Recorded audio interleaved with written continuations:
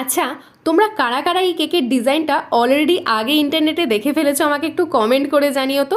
কারণ কেকটা কিন্তু ভীষণই ট্রেন্ডে ছিল।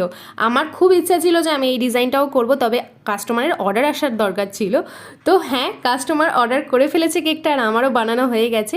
ফ্লাওয়ারগুলো বানানোর জন্য এখানে আমি মিডিয়াম সাইজের স্টার নজেল ব্যবহার করেছি। তোমরা অনেকেই আমায় কমেন্টে জিজ্ঞেস করো যে কখন কোন নজেলটা আমি ব্যবহার করছি কেকে, তো সবসময় তো বলা হয় না, তো আজকে আমি অবশ্যই মেনশন করলাম।